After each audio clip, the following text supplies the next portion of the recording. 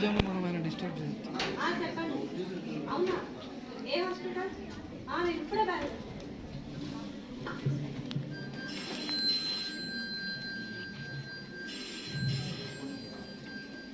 Hello, అవునా, ఎక్కడ? నేను ఇప్పుడే బయలుదేరుతున్నాను.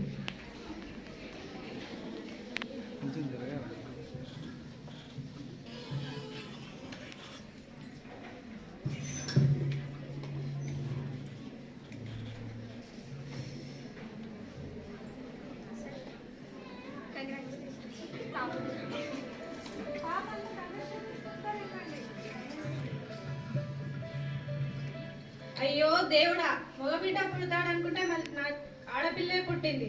మళ్ళీ దీన్ని పెంచాలి, నేను పెద్ద చేసి చదివించాలి, పెళ్లి చేయాలి, కట్నం ఇచ్చి. ఇదేం కర్మో ఏంటో నాకు.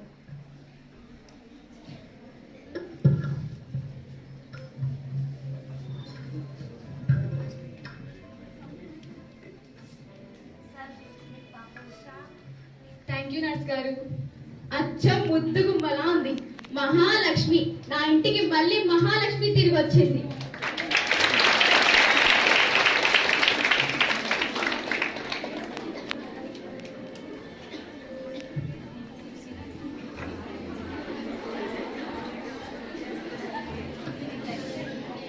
సార్ కొంచెం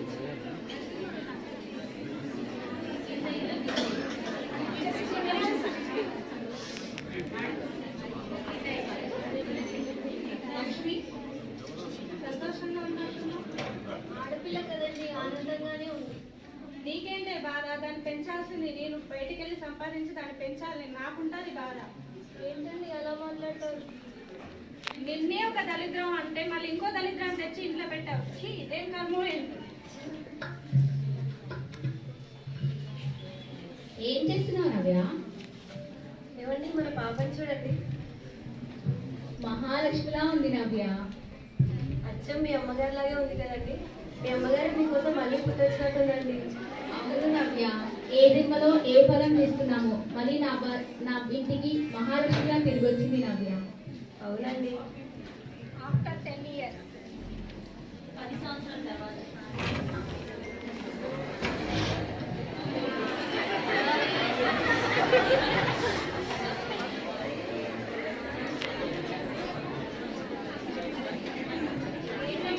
చదువుకుంటున్నావా? అవునమ్మా, అలాగే అమ్మా. ఏం చేస్తున్నావు గీత? చదువుకుంటున్నావా? చదువుకుంటున్నానమ్మా. సరే అమ్మా, చదువుకో, నేను వెళ్ళి పాలు తీసుకొస్తాను. ఏం చేస్తున్నావు గీత? నాన్న, మీకు ఒక విషయం చెప్పాలి నాన్న. చెప్పు గీత. నాకు స్కూల్లో ఫస్ట్ ర్యాంక్ వచ్చింది నాన్న. అవునా, కంగ్రాట్స్ బేటా. కానీ రేపు ఫీజు కట్టాలి నాన్న, ఆఖరి రోజు రేపే. సరే గీత, నువ్వు చదువుకు. సీత, వెళ్ళి నీళ్ళు తీసుకురాపో.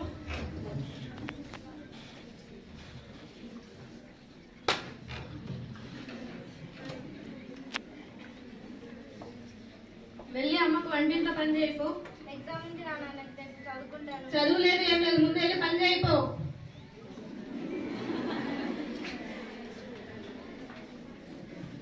దేని గురించి అండి ఆలోచిస్తున్నారు?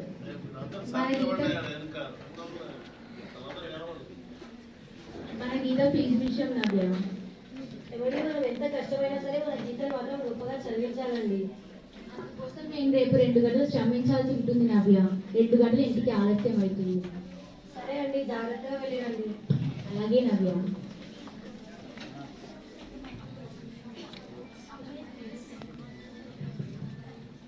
After 5 years.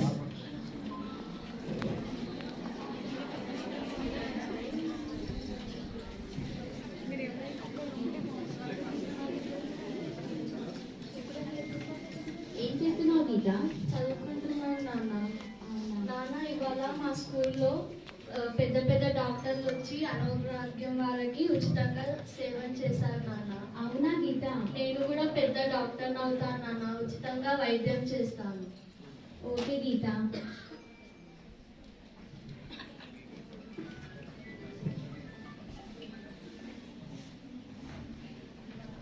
దేని గురించి అండి ఆలోచిస్తున్నారు? మన మన గీత గురించి నవ్య. ఏమండి మీరు పని చేస్తున్నారు కదండి, ఇలాగే ఏదో ఒక పని చేస్తూ మనం సంపాదించి మన గీతని గొప్పగా చదివించాలండి. అలాగే నవ్య, నీ మాటే నా మాట.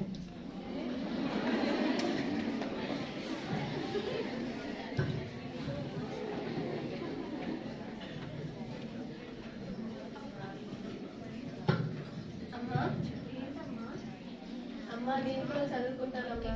నేను కూడా చదువుకొని పెద్ద డాక్టర్ని అందరూ ఉచిత వైద్యం చేస్తానమ్మా. నాన్నతో ఒకసారి మాట్లాడండి అమ్మా. అలాగే అమ్మా, నాన్న వచ్చాక నేను మాట్లాడతాను, నేను చదువుకోమ్మా. సరేనమ్మా.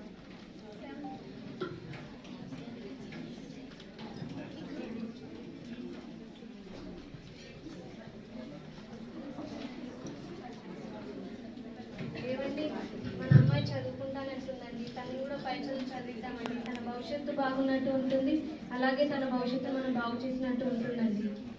వామ్మో, ఇలాంటి చోద్యం నేనెక్కడా చూడలేదమ్మా. ఎవరైనా పెళ్లిడికి వచ్చిన ఆడపిల్లని పెళ్లి చేసి అత్తారింటికి పంపించాలని చూసారని మీరేంటి పుస్తకాలిచ్చి లోపల కూర్చోబెట్టారు? ఇలాంటిది నేను ఎక్కడా చూడలేదు. పైగా డాక్టర్ చదువు అంటున్నారు. రాత్రనక పగలనక పేషెంట్స్ కోసం ఎంతో కష్టపడాల్సి వస్తుంది. రెప్ప మూసి తెలిసే లోపు ఎన్నో జరుగుతున్నాయి. ఎన్ని అరాచకాలు చూడట్లేదు మనం. అయినా నాకు తెలియక అడుగుతున్నాను, ఇదంతా మీకు తెలీదా? అయినా మీ పిల్ల మీ ఇష్టం, నాకెందుకమ్మా.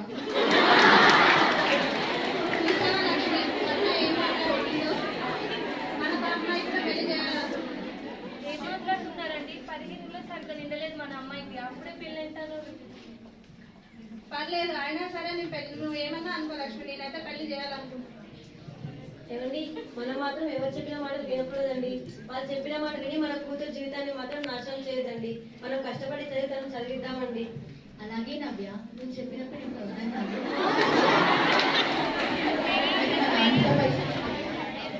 ఏమండి మీరు ఏదో ఒక పని చేస్తున్నారు కదండి, నేను కూడా ఇంట్లో ఖాళీగా ఉండకుండా ఏదో ఒక పని చేసి మన ఇద్దరికి సంపాదించిన డబ్బుతోనే దాన్ని గొప్పగా చదివించి గొప్ప ప్రయోజనాలు పొందాలండి. అలాగే నవ్య, మన గీతని పై చదువులకు పంపిద్దాం.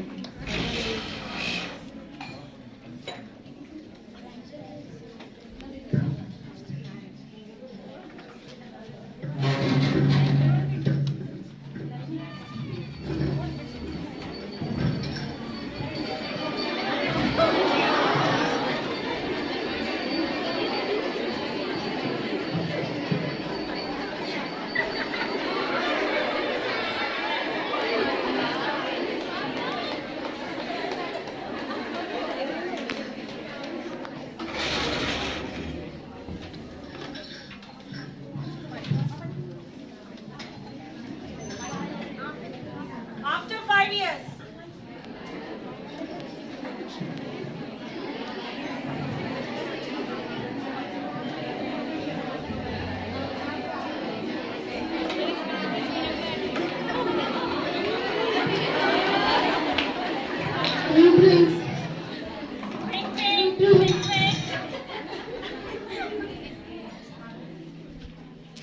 ఏంటండి మళ్ళీ తాగొచ్చారా? ఏమన్నా తాగేసొచ్చాను. నా ఇష్టం వచ్చినట్టు చేస్తాను. నీ ముఖాన్ని ఏంటి నువ్వు నాకు చెప్పేది?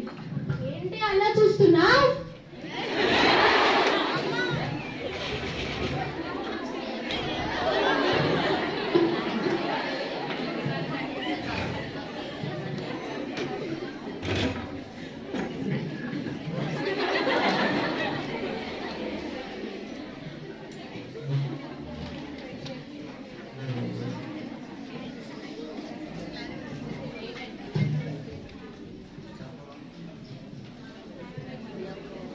ఏంటమ్మా గీత, నువ్వా డాక్టర్ అయ్యావా? అవునంటీ, నేనే. కూర్చోండి. ఏమైంది ఆంటీ? వారం రోజుల నుంచి చాలా నీరసంగా ఉందమ్మా. నేను మందులు రాసిస్తానండి.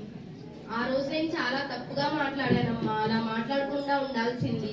కానీ నా మాటలు ఏం పట్టించుకోకుండా మీ అమ్మ నాన్న నిన్ను చదివించి ఇంత గొప్ప స్థాయిలో ఉంచారు. ఈ రోజు నువ్వు ఇంతమందికి సేవ చేయగలుగుతున్నావు. ఇంకొకసారి ఈ తప్పు నేను ఎప్పుడు చేయనమ్మా. ఎప్పుడు ఎక్కడ ఎలాంటి తప్పుడు మాటలు మాట్లాడను. ఆ రోజు వాళ్ళంతా మంచి నిర్ణయం తీసుకున్నందుకే నేను ఇంత గొప్ప స్థాయికి ఎదిగాను ఆంటీ. వాళ్ళ రుణం నేను ఎప్పటికీ తీర్చుకోలేను.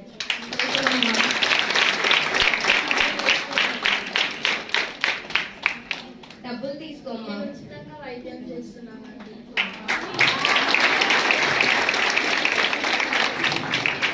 తెల్లగా ఉంది తల్లి. హలో అంకుల్, మీరా? ఎలా ఉన్నారు? మా గీత నువ్వా? అవును అంకుల్. డాక్టర్ అయ్యావా? కూర్చోండి అంకుల్. ఏమైంది అంకుల్? వారం రోజుల నుంచి ఆయాసంగా ఉందమ్మా. పర్లేదు అంకుల్, నేను మందులు రాసిస్తాను, వేసుకున్నాను. సీత ఏం చేస్తుంది అంకుల్? సీతకు అప్పుడే పెళ్లి చేశానమ్మా. తన అత్తారింట్లో ఉంది. ఈ మందులు వేసుకున్నాను. సరే.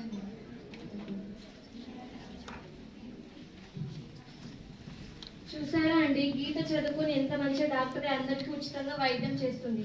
అప్పుడే మన సీతను కూడా చదివించుంటే తన భవిష్యత్తు కూడా బాగుండేది. అనవసరంగా ఆ తాగుబోడికి ఇచ్చి కట్టపెట్టి తప్పు చేశాం. తన భవిష్యత్తునంతా పాడు చేసిన పాపం అంతా మనదేనండి. నిజమే లక్ష్మి, నువ్వు చెప్పింది కూడా. నేను ఎంత పెద్ద తప్పు పని చేస్తానో నాకు ఇప్పుడు అర్థమవుతుంది.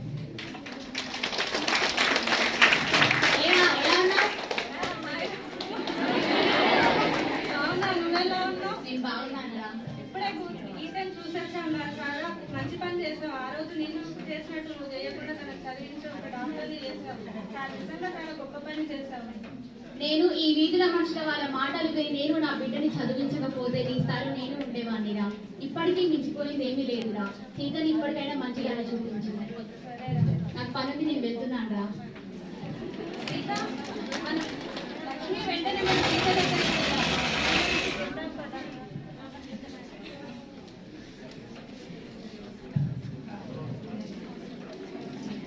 సీత, సీత, నాన్నగారు ఎలా ఉన్నారు? బాగున్నానమ్మా. నువ్వెలా ఉన్నావు? బాగా ఉన్నారు.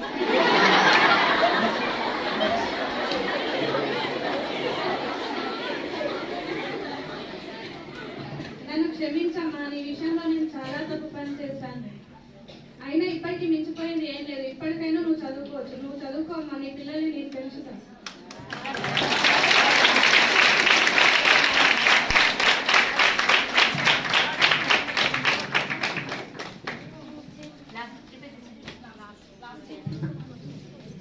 చూసారు